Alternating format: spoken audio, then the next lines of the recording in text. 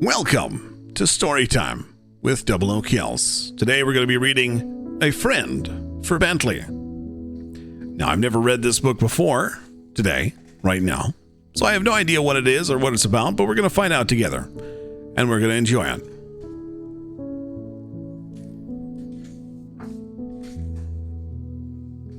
A Friend for Bentley, written and illustrated by Paige Kaiser. A Friend for Bentley, copyright 2019 by Paige Kaiser. All rights reserved, manufactured in China.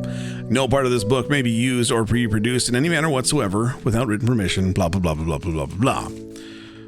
For Mom and Dad, whose unending love and support led me to the creation of this book. And there's a pig chasing a goat, eating a piece of paper with the pencil in the hand of the person, thing, and the stuff. You know what I'm saying? Here, we're gonna give you guys a little bit more of the view of the book here. Yes. Ignore the can of duster. There we go.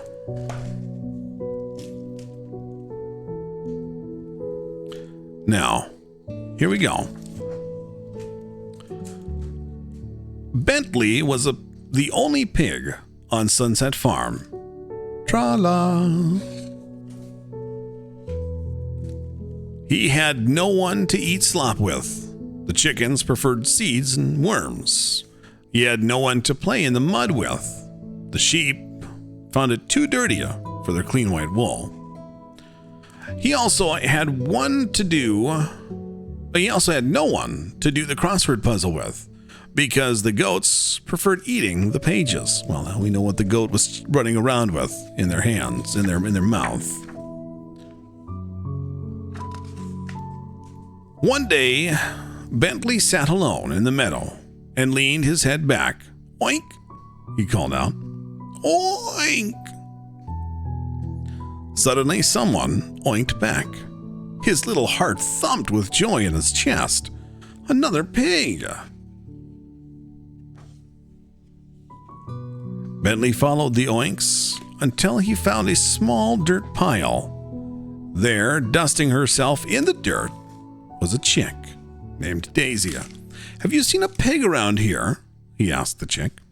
No, sorry, said Daisy. Bentley sat down and heaved a long sigh. Maybe it was all his imagination. Why so glum? Asked Daisy. Oh, I thought I heard another pig oinking over this way.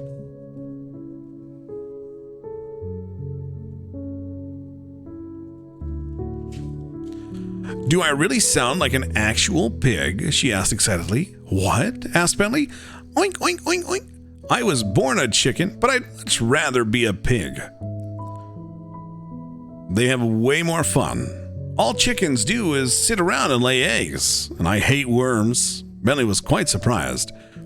Oh, that was you oinking? He finally said. Oh, I'm practicing rolling in the dirt, see? Said Daisy. When I get good enough, I can move onto mud. I can teach you that, said Bentley. Hop on. Bentley was still a little disappointed, but he soon got over it as he began teaching Daisy the ways of the pig. Oink! Bentley shared his slop with Daisy, who found it so much tastier than seeds and worms. Bentley was also surprised that Daisy was a whiz at crossword puzzles.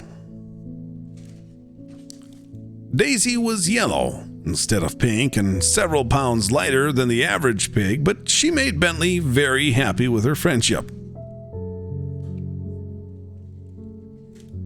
By the time fall had arrived, Daisy had become a full-grown chicken, but things began to change. She started to prefer the dry dust to the dirty mud. She began to prefer the seeds and worms to slop. And crosswords no longer interested her.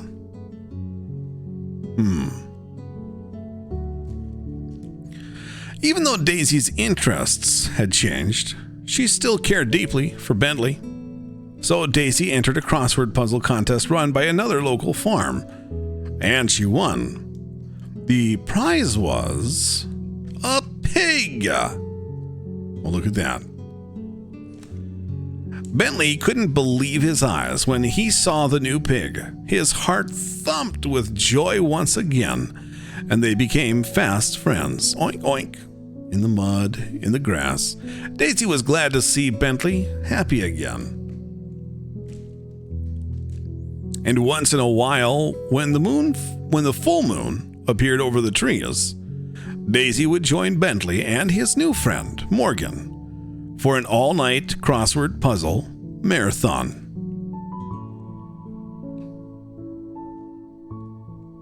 Oink, oink, cluck, and everybody's asleep.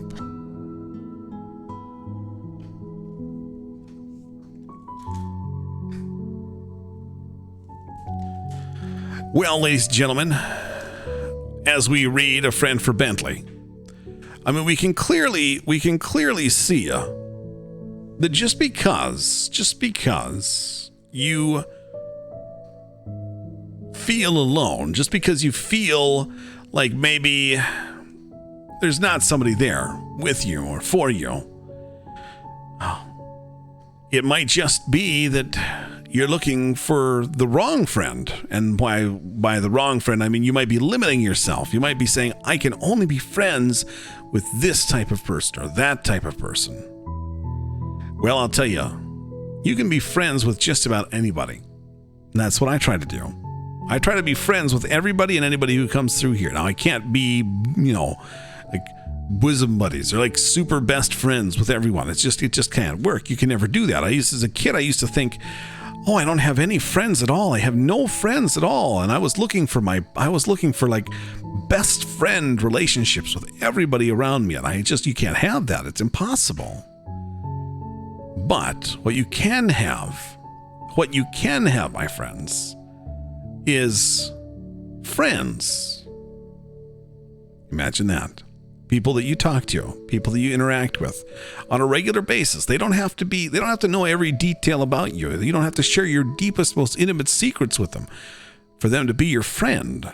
And they don't have to care about every single thing you do or say. I mean, let's be honest. Even my wife, who is arguably my closest friend and will always be my closest friend, doesn't care about everything I have going on. But still, she's a friend. And when you're willing to open up your perspective and you're willing to say, oh, maybe I've got friends here that I didn't realize, you start to realize that you have a lot of friends. And beyond that, you start to make closer friendships with those people. And soon, I think you'll find yourself in a similar situation where even as time goes on, and maybe your interests change and maybe your life goes in a different direction and now you're not next to each other all the time. You're not always together all the time. And new friends come into the picture.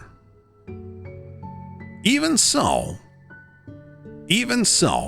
let me tell you, you'll find those times where you'll get back together.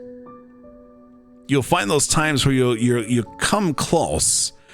And you'll relive the joy and the fun times, and you'll look back and you'll think to yourself, and I can tell you this out of personal experience, you'll look back and you'll think to yourself, wow, I really had a lot of friends when I didn't realize I did. And I was so lucky to have them. Well, guys, you've got friends. Just know that you've got friends. You'll always have a friend here. And there's a lot of us. So you've got more than one. And just because we can't be with you all the time does not mean we're not your friend. Just because we can't be involved in every part of your life doesn't mean we're not your friend. And just because you're gone for a while and you come back, it doesn't mean we're not your friend. Well, friend, it's good to see you. I hope this finds you well. And I hope you have a wonderful, wonderful night.